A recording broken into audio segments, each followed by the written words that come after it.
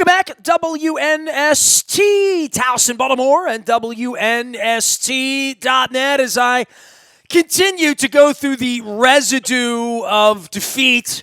And I've been thinking about the Jim McKay line, the thrill of victory and the agony of defeat. Agony being the key word. I don't know if we talk about agony much. That's kind of an old-fashioned word and something that maybe we apply to sports more than anything else. And it does feel sort of like agony. It feels like you want to go back and do it all over again, like Marlon Humphrey said. You want to get that feeling of 14-2 back, but it is over. We are into the offseason. My dear friend Leonard Raskin joining us now from Raskin Global. A Raven maniac like myself, and has been on a bunch of trips. He's our friend. He's our sponsor. He can manage your money and grow it and all that good stuff. But, man, it's hard to manage the offseason when it comes like this, Leonard. I guess we could say in 06 we felt this way, but we weren't 14-2 with the best player in the sport, the MVP, and it all just sitting there. We're always going to wonder what might have been this year, I think. Oh, it was swift and certain death. It was just so unbelievable. I think that's the thing. The crowd at the game was rocking. The stadium was like I haven't seen it in a long time. Even the New England game this year, the night game against New England, the playoff game was all set. Everything was ready to go. Miami was in our future, and then poof, in a matter of moments, look, it started great. You stopped them. You got what you wanted. You stopped them quick, and then came down, marching the ball right down the field, and then a little overthrow, tip ball, interception, and Lamar with a tackle that set the tone for the rest of the night, I guess.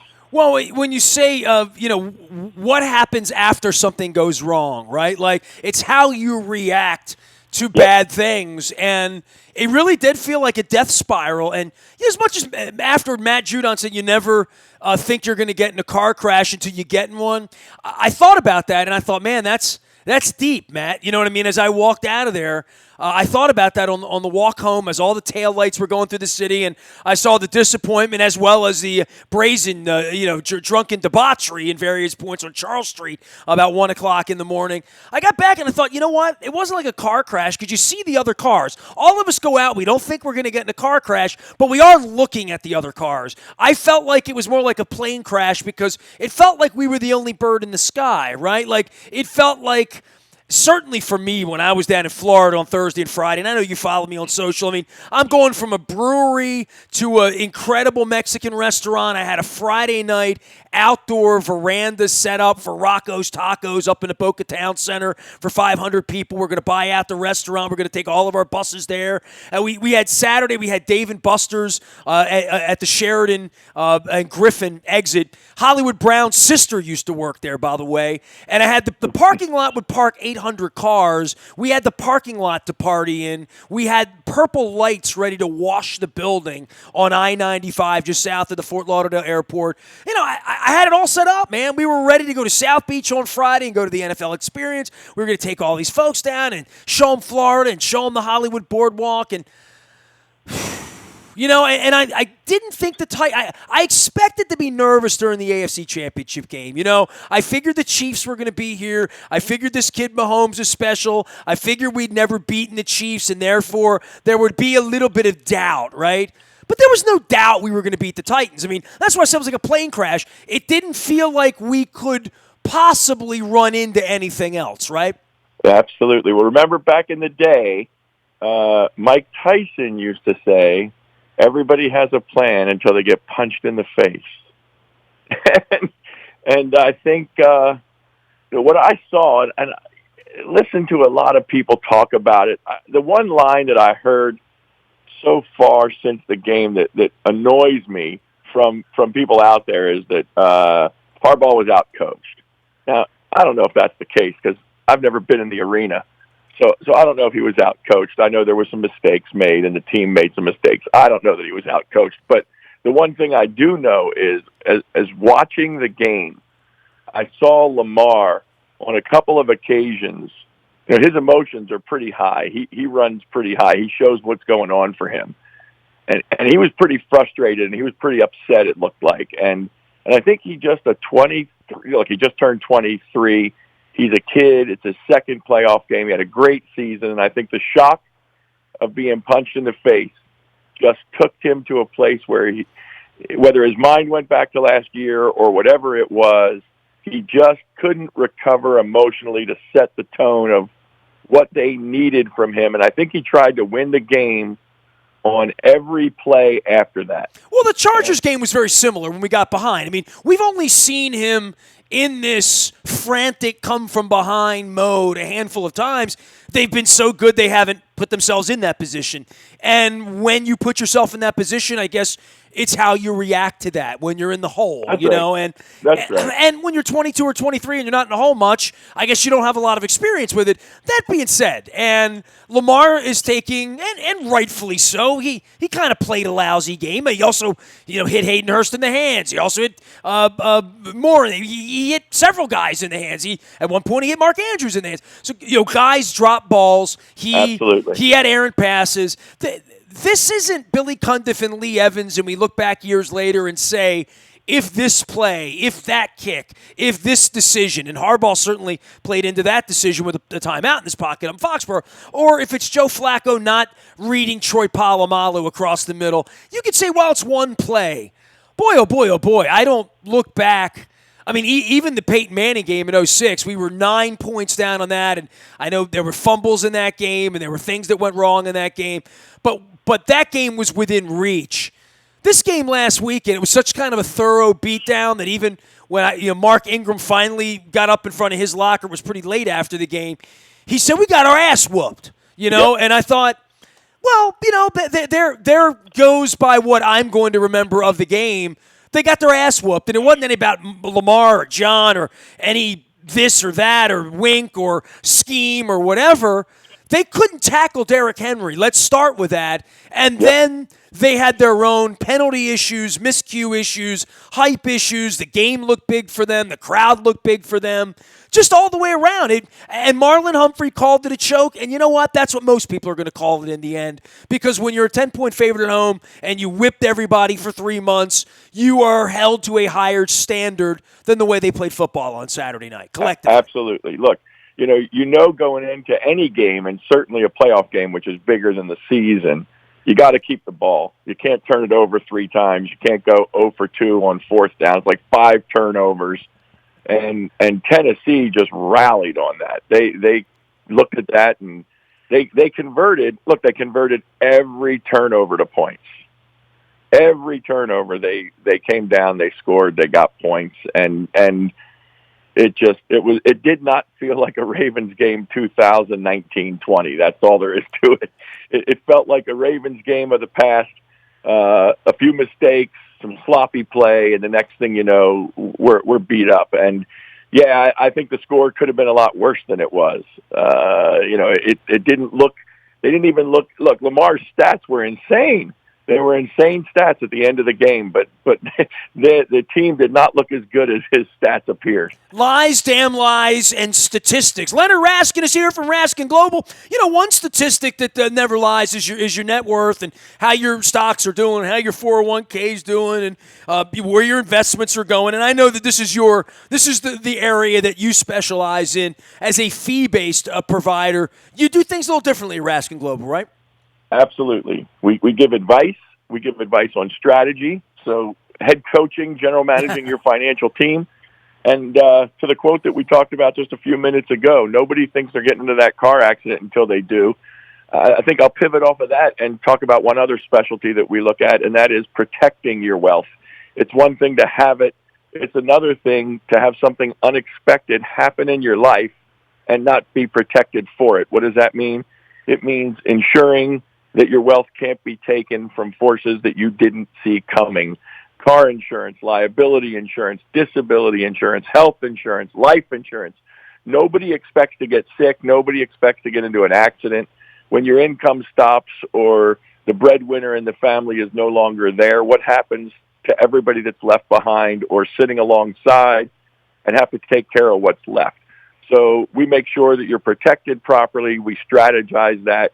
We give fee-based advice, and we help people implement the products and services financially to help them not just have the financial future they want from a investment standpoint, but to make sure that nothing comes along and hurts what they've already worked to build or what they're building towards. It's critical. New Year's, people look at this stuff, especially once, I was down in Florida looking at Super Bowl trips, and I know some people were looking at their finances. Can I afford to do it, right? And for some people, they're like, well, that's $5-10 I saved, or $2,000, $3,000. I was going to go down there and party or whatever. I'll go spend that in the Caribbean, or I'll, run off to Arizona or California, or I'll save it for next year's Ravens trip to Houston or wherever we're going to play. But as far as looking at your money, beginning of the year is when a time that you start to say, how much, how soon, where am I? I'm 51 now. I'm not 31 anymore. Everyone sort of comes to grips with that in January, don't they? Absolutely. Just like going to the gym. Everybody makes that resolution. I'm going to budget. I'm going to save more. I'm going to invest more. I'm going to do better this year. I'm going to pay off the credit cards. Whatever it is, January sets that agenda. And just like the gym, everybody that goes to the gym on a regular basis knows that January is the worst month of the year to go to the gym because everybody that's got a New Year's resolution is coming to the gym.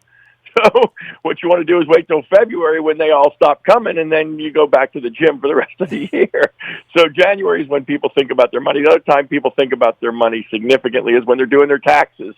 So January and tax time are two big times that people need to take a look. Well, tax time's coming up, right around the corner, so we're getting to that point, right? Absolutely. So this is the time, if you're looking at it, you're focused on it, you want to seek out great advice, and you want to make sure that you have a professional eye on what it is that you're doing and make sure that everything coordinates and works well. Look, football team doesn't work with offense without defense and special teams. Football team doesn't work with defense without offense and special teams, and so on. If you've got a broker and you're looking at your offense, but you didn't look at the protection of your wealth, you're making a mistake. If you're looking at how you protect it, you don't look at how you're growing it, you're making a mistake. If you don't look at the ancillary things of taxes and debt and structure of your cash flow, you're making a mistake. So what we do is on a fee basis, we review all of it. We make sure it's coordinated. We make sure it's working together, hand in hand, so that you end up winning whatever that goal is that you want to achieve. Retirement, kids, college. Next year's Super Bowl in Tampa, maybe. That's right. Where we going next year? You know what? Luke brought this up literally in the aftermath of all of it. He's like, you know what? It just wasn't meant to be, and it might be like Evans and Cundiff, and the year you think you're going to go, you don't go, and then the next year we have the 20th anniversary of Tampa and Whiskey Joe's and all the nonsense we created down there and Trent Dilfer and all that stuff. So maybe that's the direction this thing goes in. Certainly for the off season here, and you talk about leadership and strategy and where we are, it's sort of impeccable 2019 strategy-wise, what Eric DeCosta did in season, out of season, drafting, all of that stuff, that if that is part of the momentum that the Ravens will have going into the offseason, then $45 million in cap space, various players on their way out and other guys on the way in, drafting at 28, extra draft picks that they've fleeced from the likes of the Viking for Kerry Vedvig and others as well in the offseason, that this is a well-run, well-led team that even if there is a dip, 14-2 certainly was not a dip, that this kick in the gut over the weekend will serve to motivate everyone, including Lamar, who certainly made a huge step last year after getting kicked in the gut in January at home. No question. I can't imagine we go into next season not the favorite to win the division. I guess everybody will love Cleveland again for some reason. I don't know why. But you look around and who's got a better structure offensively coming into next year? And as you said, who knows who's going to stay, who's going to go, who's going to come, what the draft's going to bring. But I have a lot of faith in this general management team. They've done a great job of building a team. Look, we're not quite New England, but we've been pretty spoiled. There's been lots of playoff games and lots of years of the playoffs in Baltimore in the recent past, and you can't ask for better than that. And on that note, I will say this. I blame Tom Brady for this loss because if he'd have beaten Tennessee, we'd have played Houston. Well, yeah. So that was brought up earlier. Ian O'Connor brought that up, that it's all Bill Belichick's fault. If they would have taken care of their business, we'd still be in the tournament somehow. That's right. But it sounds good. Listen, and again, back to just the game itself and getting eliminated. the fact that they couldn't tackle Derrick Henry, that's certainly not on anyone other than they couldn't tackle Derrick Henry. And I see the word flipping around this week that he's the best player in the NFL. He's the Jim Brown of the NFL right now because he pretty much single-handedly won that game and put them in a position to win that game because no one could tackle him. The Ravens had 17 guys that looked certainly at the end like they wanted no part of him. Yeah, he was a beast. There is no doubt about it.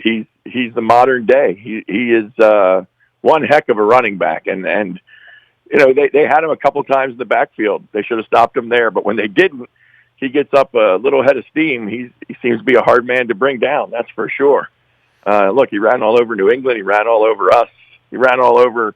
Was it Houston the week before that? So he's certainly out there making a name. I don't know that he's the best player in the NFL. He's best player in the playoffs right now, perhaps, and that's the case. But there's this kid over in Kansas City, Mahomes, looked like they were done for in the first quarter. That was an unbelievable thing, right? To witness what happened to them, you know, to happen to us the night before. Just get train wreck, like literally in the first quarter, and you look up. And I felt bad for those freezing Kansas City fans because I thought, well, we sat through this for 3 quarters last night. Nothing sucks worse than getting your ass beat in January at home when you're a double-digit favorite. And look at the poor Chiefs here. And they were – this is interesting this week because both of these teams, once you get to the AFC Championship game, by your very definition, you have momentum, right? Green Bay and San Francisco had the momentum of playing at home and playing well, which neither the Chiefs or the Ravens did, quite frankly, over the weekend at home.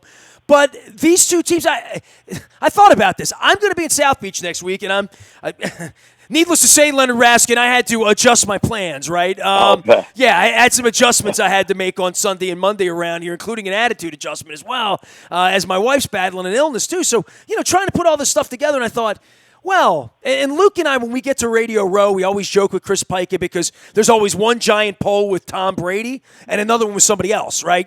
Because that's the way the Super Bowl, all the signs are set up and all that stuff.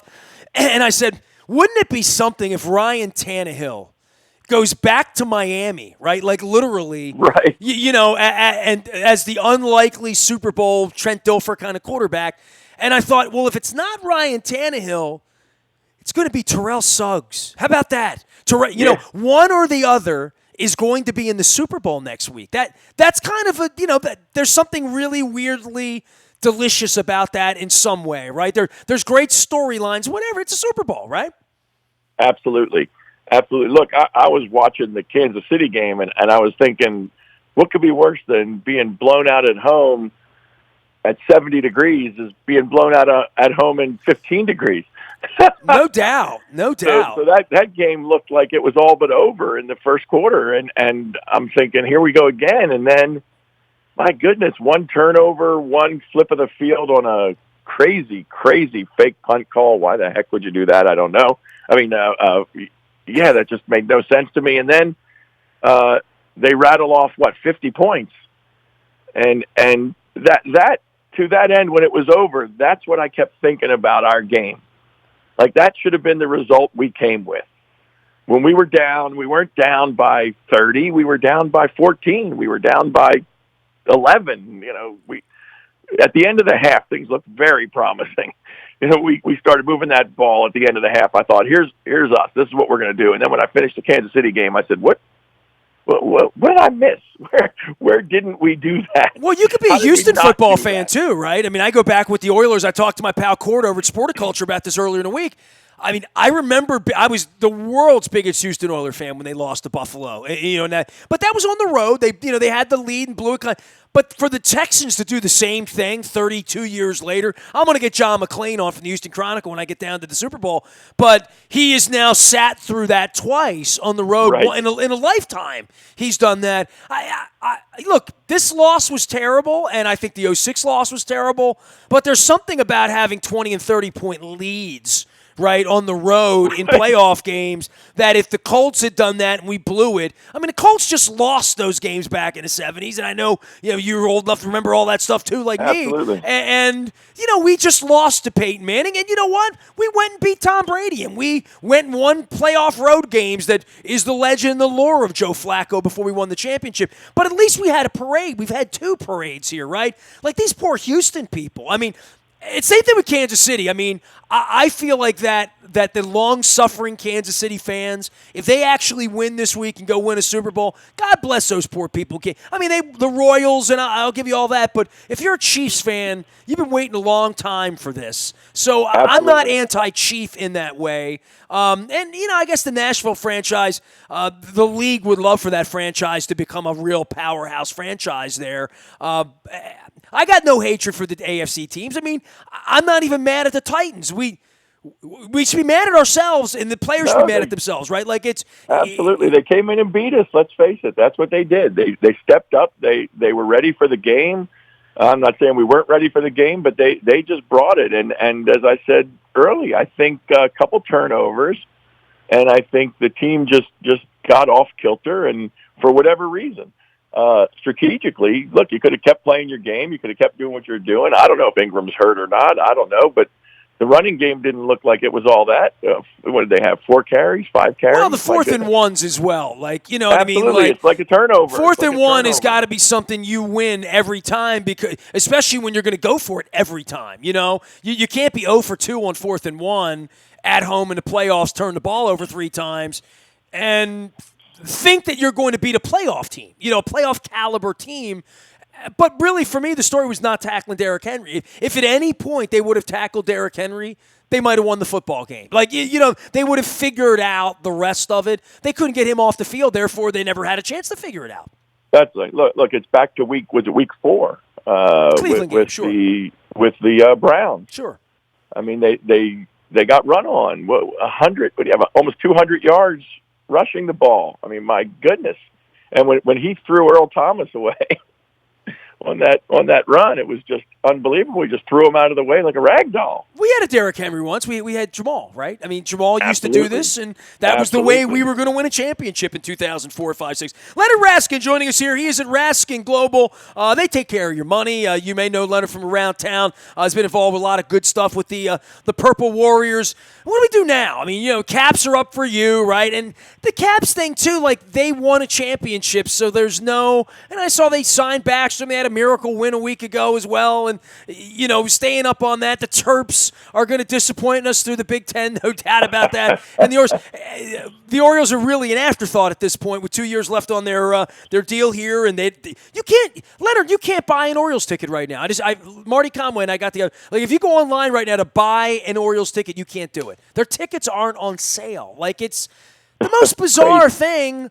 But it feels like when the Ravens lose, that is also part of this, is that we don't get a mulligan. We don't get a redo. We literally have to point to Tampa 54 weeks from now. It's February 7th of next year. It's a little late Super Bowl next year. That we have to wait, till our turn again next year and do everything right, draft right, pick right, free agent right, stay healthy, win games, that the Ravens – that's the hard part, that we don't have a second chance. We don't have an Oriole Terp belief. We have Caps fans, sure, but that's not a Baltimore thing, clearly. They won the Cup and didn't bring it here, so we're not part of them. That's right. Yeah, which is sad, but true. I wish it were different. I certainly felt that way for the first 49 years of my life, but it feels like we have to wait for the Ravens in order to have that feeling we had from Saturday night, I agree. And let's face it, it's going to be very interesting to see what the regular season brings next year. Whether it brings a lot of interest and a lot of fan support, I think people will come out. But I think you're right, and nobody's going to. I don't want to say nobody, but people aren't going to care as much about the regular season. They want to see them now win the Super Bowl. That it's this year was Super Bowl or bust. They busted. Next year's Super Bowl for sure or bust. And everything's got to go right to get there. It's not an easy tournament, let's face it. And I think anything less than Super Bowl next year, people are going to think this team failed. And that's crazy. I mean, the 14-2, my goodness, what a season, and how much better could they play? But you're right. On the other side, look, I'm a hockey fan. I'm a big hockey fan. So even though it's D.C., it's as close as we've got. I've been a Caps fan since Fully the day understand they were formed. that, and you understand where I stand on that issue after the owner of the team told me he's bringing the Stanley Cup to Baltimore and sneaks it through 2 bars for 20 minutes and takes a picture with the bird. Like, I have an issue with that. I haven't run into Ted. Ted knows how I feel. I'll make my thoughts probably felt when the playoffs begin. But that really, really soured a lifetime that of running up and down I-95 and 295 with Phil Jackman and Rod Langway 37 years ago, that they couldn't bring the Stanley Cup to Baltimore. Sorry, pal. Sorry, you know. I'm with and you I there. don't. I don't have to stutter when I say that. No one should ever doubt how I feel about hockey and how I feel about the Caps and how I feel about how unbelievably inexcusable it was that the Stanley Cup didn't come to Baltimore. I agree 100%. Could not agree more with that statement. It was not acceptable. That's an act of aggression that puts me on the other side. I mean, doesn't make me a Flyers fan, but, you know, hey, you know what I mean? Nothing will do that for me. Yeah, nothing's going to do that, but it can make me an Islanders fan, I'll tell you that. Well, that's a coach's decision. Hey, I was distributing the Have a Very Berry Christmas sweater that the Islanders fans were selling. There you go. An orange and blue Christmas sweater. He's a great man. He did a great job, and I think I'm happy with the regime, but I think he deserved better. Hey, look, no one loves the Stanley Cup playoffs more than me. It's the greatest drama in sports, greatest tournament in sports. It's going to happen again in April and May, and hopefully into June if you're a fan of the Islanders or the Capitals or whatever team you're a fan of. There's no taking that away, but that's not Baltimore's to share, right? In the way that the Ravens are sort of all we got, and unless the Terps make a run, and well, they've gone the wrong direction. Yeah, don't so get me far. started on that. Yeah, they've gone the wrong direction so far at the Terps side. So we'll have to see what that does. But you talk about the Orioles. Let's face it. Maybe we can find somebody that can steal some signs, and we can take advantage of that. I hear they have some connections to those folks, and those folks are unemployed. There's nothing worse than cheating, there's somebody looking for a job there, isn't there? Well, I mean, you handle money for a living. You cheat with my money, you're going to prison, right? Like, absolutely. You're Bernie Madoff if you're doing that. I'm fascinated in the culture of sports that we all want to win, that these Patriot fans still defend Belichick, and what's going on with the Astros and the Red Sox, by the way, and the Orioles are tied to that through their Astros ties. I mean, it's one thing to brag on these guys and call them geniuses, and 2 years later you found out that they left the boat where everybody cheated systemically, and you sort of kind of think they were in on it, because how could they not be in on it, because everybody was in on it. That's the part that's crazy, is that I don't know how the Bernie Madoff thing, and I haven't read all the dirtiness of that or any other thief, quite frankly, from your industry, and they're sort of, stealing billions of dollars and going to prison and doing all that stuff. In baseball, you get to have the parade, and, maybe you get caught, and if you get caught, you still get to keep most of the money. That's the part of it, like the cheating part of sports. I mean, even Pete Rose not getting in the Hall of Fame, dude's made more money by not getting in the Hall of Fame than if he were Steve Carlton, If he were, he's made more money than Johnny Bench has made, that's for sure. You better believe it. Who says crime doesn't pay? In that world, it's kind of a strange thing, and so you got to hope the Orioles can build from the bottom up and can find a way to create something on the field that people want to go see and come out and enjoy it. Look, I love a good baseball game. I love a nice spring, summer evening at the yard. There's nothing better than that. And long baseball season. Let's hope there's some hope there, and that it's not just waiting for next Ravens season to end up a little happy Baltimore sports fan. That something can happen. Maybe we can get some magic to happen down there instead of 33rd Street. Man, I hear the horn. Something magic happens. Yeah, there you go. Leonard Raskin joining us here from Raskin Global. You can find him out on the internet. He manages money and does it well in a fee-based environment with full professional service and courtesy. Appreciate your friendship. Appreciate your sponsorship. We're going to check in again soon, lick our wounds around here, our purple wounds, and put it all back together. Free agency starts in 7 weeks, Leonard. There you go. There we go. There we he goes. Leonard Raskin Global, joining us here for another great chat about sports. All of our sponsors are out at WNST.net. We appreciate them heading into 2020. It's how we do what we do. We're going to be down at South Beach broadcasting live from Super Bowl 54. No doubt talking about what happened to the Ravens.